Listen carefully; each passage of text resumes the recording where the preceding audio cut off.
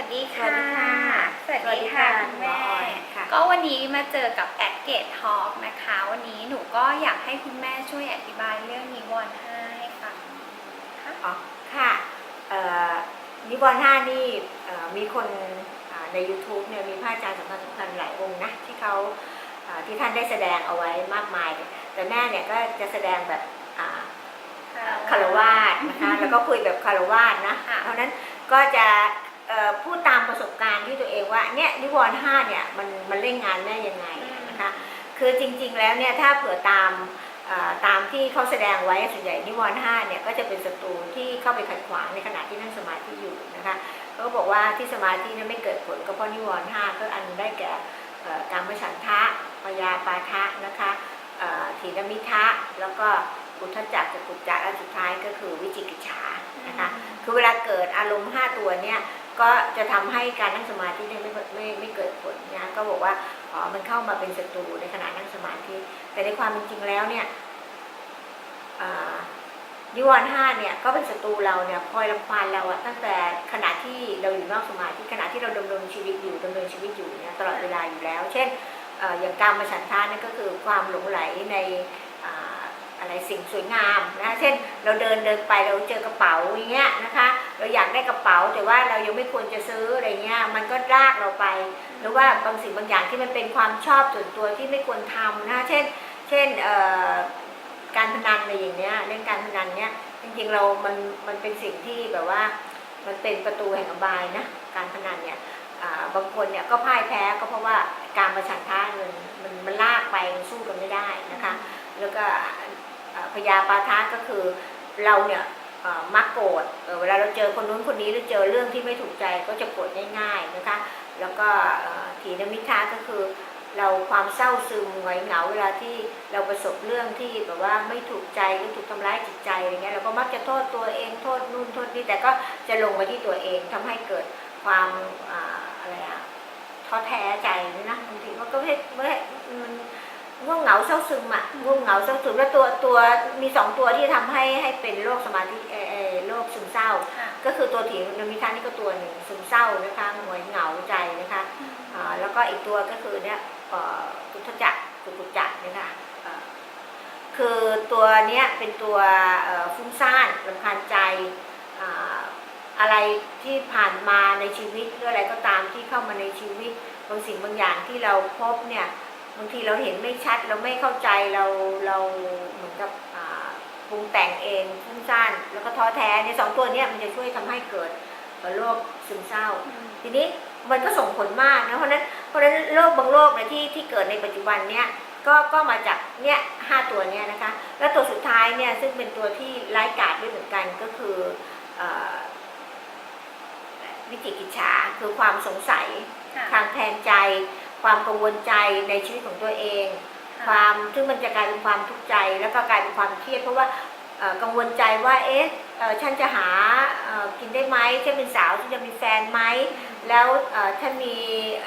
จะมีความสามารถจะเรียนจบไหม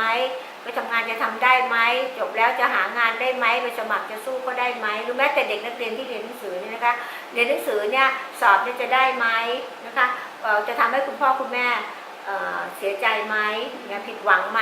คือมีตั้งแต่เล็กๆไปเลยนะคือไอ้ตัวนิวรณ์5เนี่ยมันไม่ใช่ว่าโตขึ้นถึงจะมีแล้วมีตั้งแต่เล็กๆเลยแล้วก็ที่สำคัญก็คือเวลาที่แบบไม่ได้ดั่งใจอะไรเงี้ยเราก็จะเครียดมันก็เป็นสาเหตุของโรคเครียดเพราะฉะนั้นนิวรณ์5เนี่ยเป็นตัวต้นเหตุของอารมณ์ต่างๆที่เราเผชิญอยู่ทุกๆวันที่ทำให้เกิดปัญหาแล้วก็ทำให้นำมาสู่โรคที่ปัจจุบันนี้เป็นอย่างนี้คือโรคซึมเศร้านะคะโรคเครียดจิตเภทนะคะก็มาจาก5ตัวนี้แทบจะทั้งนั้นเลยทีนี้การที่เราดำรงชีวิตเราเผชิญปัญหาเนี่ยจึงเราควรจะต้องศึกษารู้จักมันแล้วก็ศึกษาแก้เรียกนะต้านทานกับนิวรณ์5เนี่ยไม่ให้มาทำร้ายเรานะโดยการฝึกอานาปานสติอานาปานสติเนี่ยฝึกในระหว่างวันคือจริงๆแล้วตัวอานาปานสติเองเนี่ยฝึกตอนนั่งสมาธิแต่แม่เนี่ยเกติภาเทคนิคเนี่ยสอนให้ฝึกอานาปานสติในระหว่างวันในขณะที่ดำรง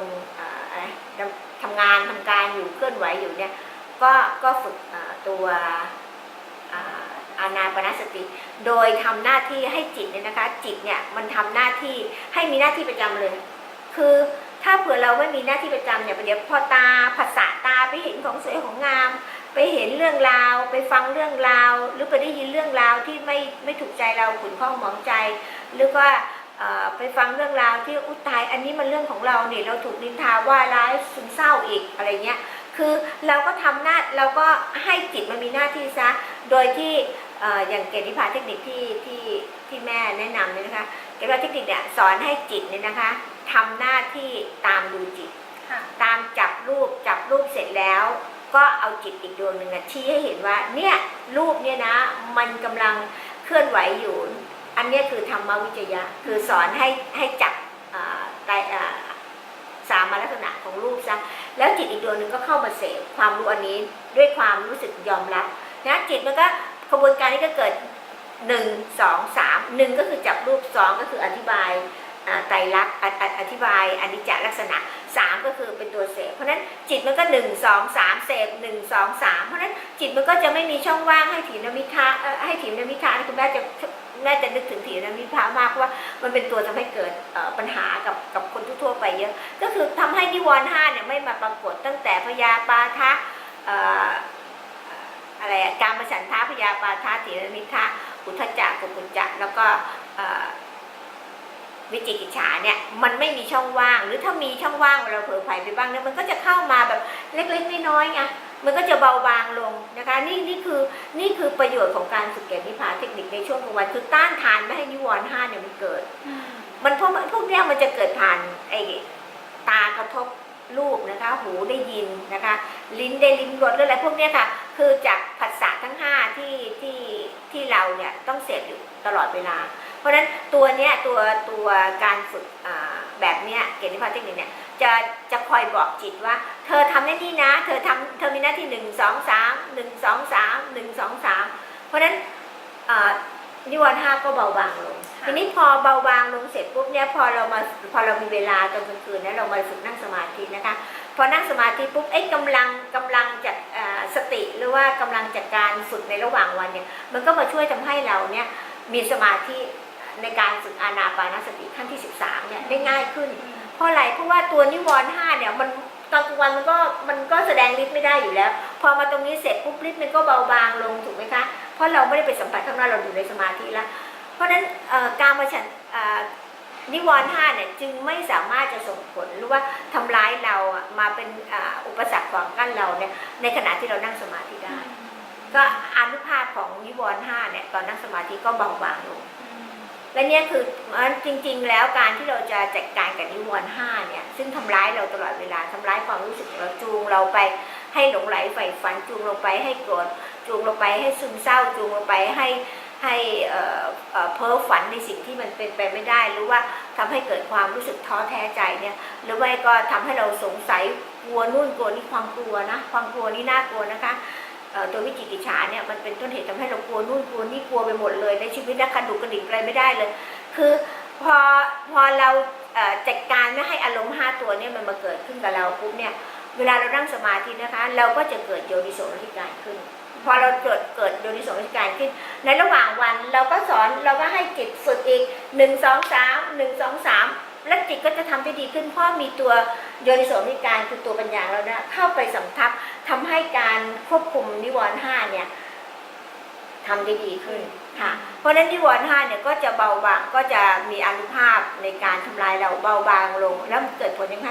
เกิดผลทำให้ชีวิตในระหว่างวันของเราเนี่ยเย็นสบายเพราะว่าไม่เล่าร้อนด้วยอะไรนะ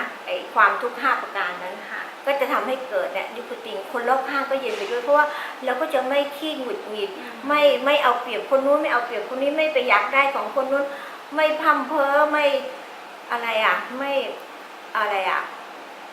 ไม่เป็นคนที่แบบคนอยู่ใกล้แล้วบอกโอ้โหอันนี้ทุกทั้งวันนึกออกไหมคะค่ะเนี่ยอันเนี้ยดีเพราะอะไรเพราะพอเรากำจัดบังคับนิวรณ์5ได้สำเร็จแล้วเนี่ยชีวิตก็จะเข้าสู่สภาวะที่เรียกว่านิพุติงนะที่เราเคยพูดเรื่องนิพุติงค่ะนิพุติงนี้สำคัญเป็นความร่มเย็นของคารวะนะคะ